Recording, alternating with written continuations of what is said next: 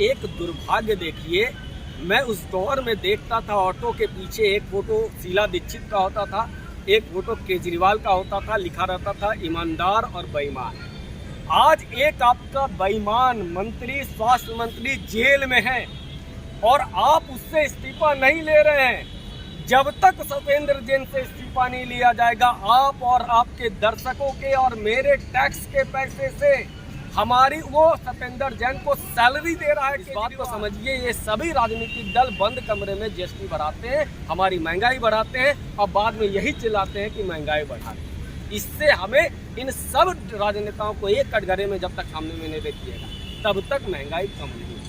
करना पड़ेगा। क्या ये राजनीतिक दल वाले एक दूसरे पे आरोप लगा करके हमें चूस रहे हैं? हमें सिरिंज केजरीवाल भोंक रहा है, हमें मोदी भोंक रहा है, हमें राजस्थान सरकार भोंक रहा है। तो अगर हमें सच में महंगाई करना है तो जितने भी राजनीतिक दल हैं उन सबको कटघरे में लाइए, उसी दिन ये। नमस्कार, मैं हूँ हिमांशु। इस वक्त हम देश की राजधानी दिल्ली के कन्नॉट प्लेस पे मौजूद हैं और हमारे साथ राजनीतिक विशेषज्ञ इस वक्त मौजूद हैं। अमित जी, हम लोग देश में चल रहे तमाम मुद्दों पर इनसे बातचीत करते हैं। अमित जी, सबसे पहले आपका स्वागत है और बातचीत इस पर कि जिस तरीके से महंगाई लगातार बढ़ती जा रही है, आटे से लेकर के पानी की बिस्लरी की बोतल तक हर जगह जीएसटी लग रही है, क्या सच्चाई यही है कि महंगाई है और इस पर कोई भी नकार नहीं। लेकिन राजनीतिक विषय जब बन जाता है ना, तो हमें ये देखना पड़ेगा, और महंगाई हमारा आपका मुद्दा है, ये किसी राजनीतिक दल का मुद्दा नहीं है। तो जब राजनीतिक मुद्दे से ऊपर हट करके अगर हम और अपनी बात करेंगे, तो जिस जीएसटी काउंसिल में ये तय होता है जीएसटी के रेट, उस जीएसटी काउंसिल में इसी बार की बात कीजिए तो इसमें केरल की लेफ्ट सरकार के मंत्री भी थे जो गरीबों और दलितों की बात करते हैं। केजरीवाल जी गरीबों दलितों की बात करते हैं, इनके भी वित्त मंत्री थे, और राजस्थान के कांग्रेस के भी मंत्री थे। यानी तमाम वो राजनीतिक दल जिसके सरकारें राज्य सरकारों में है, इन सबके वित्त मंत्री बंद कमरे में आकर के कहते हैं कि जीएसटी की रेट बढ़ाइए, हमसे नहीं संभल पा रहा है, और बाहर आकर के कहते हैं कि नहीं महंगाई बढ़ा दिया, महंगाई बढ़ा दिया, महंगाई बढ़ा दिया।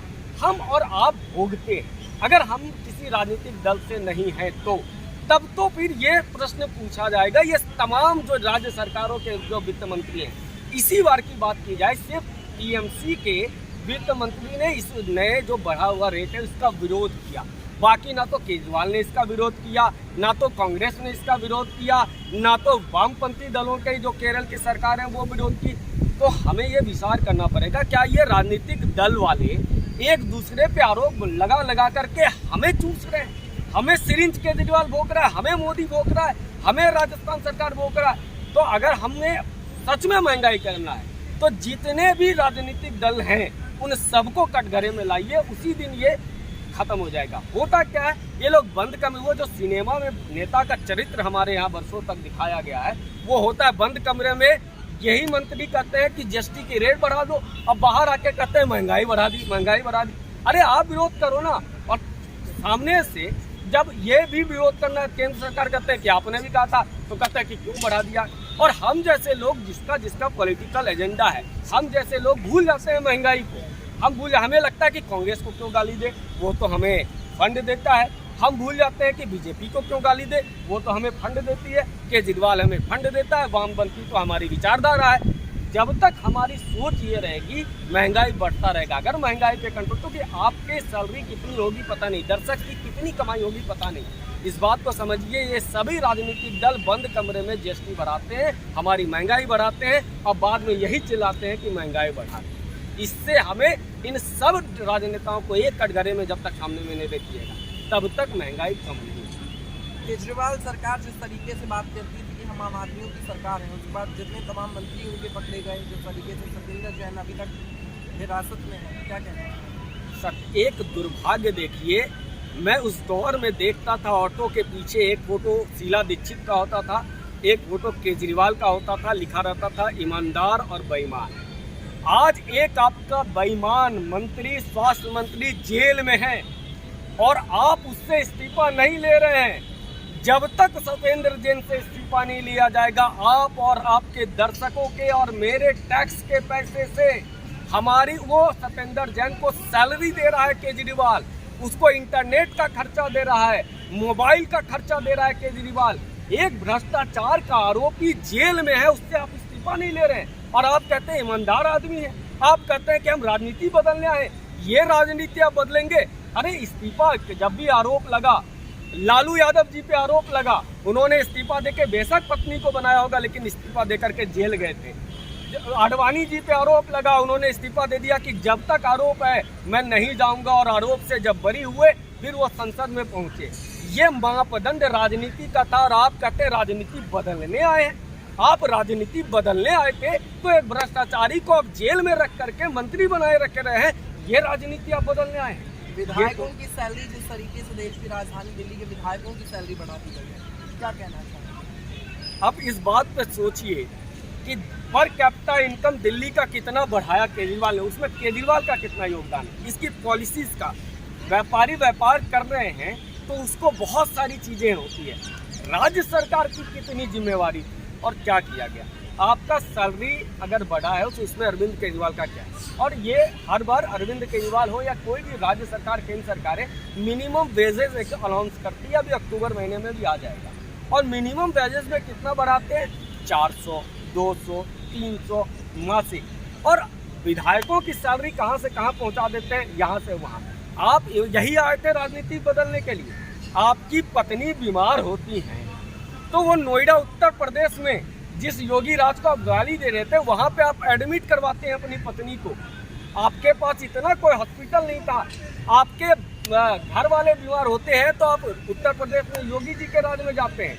आपके मंत्री विदेश घूमने जाते हैं, आपको अगर विदेश नहीं भेजा जाए तो आप तमाशा करते हैं। लेकिन आप सैलरी बहुत बढ़ा देते हैं। उस सैलरी का उपयोग क्या कर रहे हैं विधायक? क्या भ्रष्टाचार? क्या सत्येंद्र ये कहते थे कि विधायकों की सैलरी अगर बढ़ जाए तो भ्रष्टाचार नहीं करेंगे। क्या सत्येंद्र जैन ने भ्रष्टाचार नहीं किया? क्या इनके जितने 3 मंत्रियों ने इस्तीफा दिया था वो भ्रष्टाचार नहीं किए थे? क्या जल बोर्ड पे भ्रष्टाचार नहीं था? तो आप आरोप भी लगा रहे हैं कि ये भ्रष्टाचारी था, हटा भी देते हैं और कहते हैं विधायकों की सैलरी बढ़ा देंगे तो फिर ये भ्रष्टाचार नहीं करेंगे। तो ये दोगला चरित्र राजनीति का समझ में आता है। और इस पर जब तक दिल्ली के लोग अपने 400 रुपये के बिजली बिल बचाने के चक्कर में ये नहीं पूछेंगे कि जब मैं अपने कोरोना के दूसरे वेव में अपने छोटे बच्चों को, अपनी माँ को लेकर के अस्पताल जा रहा था, एक भी बेड नहीं खाली था। आप आए थे स्वास्थ्य व्यवस्था बदलने के लिए, आपके पास कोई बेड नहीं था। बिना बेड के दिल्ली में हजारों लोग मर गए और उस वक्त आपके 400 रुपये का बिजली बिल बचाया था जो आपने, वो आपके कब्रिस्तान में या आपके शमशान घाट में उस आपके माता के, आपके घर वालों के लाशें जलाने के काम में आई। तो आप बताइए, जो जल बोर्ड, आप जल बोर्ड की बिजली पानी फ्री की बात करते हैं 200, 400, 500, 600 रुपये के लिए, आपने अपने परिवार वालों का, जिसको अस्पताल में इलाज नहीं मिला, दिल्ली के अस्पतालों में बेड नहीं मिला, उसको अंतिम स्नान नहीं करा पाए आप। किसी भी धर्म में होगा, अंतिम स्नान के बाद ही उनको सुपुर्दे खा किया जाता है या शमशान में जलाया जाता है। आपके घर वाले को अंतिम स्नान नहीं करा पाए, ये आपके मुफ्त बिजली या मुफ्त पानी का परिणाम आपने भोगा है। ये हम भी भोग रहे हैं, आप भी भोग रहे हैं। इस बात को समझिए कि केजरीवाल का क्या परिणाम आगे होगा, इस बात को तो आपको स्वीकार करना पड़ेगा। और ये गलती हमारी और आपकी है कि हम छोटे से लाभ में इनके सैलरी बढ़ा देते हैं। बहुत बहुत धन्यवाद। देखिए, हमारे साथ अमित जी मौजूद थे। राजनीति के तमाम मुद्दों पर हमने इनसे बातचीत की। आप लोगों की क्या राय है नीचे कमेंट सेक्शन में ज़रूर बताएं और इस वीडियो को ज़्यादा से ज़्यादा शेयर करें और देखते रहें हमारा चैनल। बहुत बहुत धन्यवाद।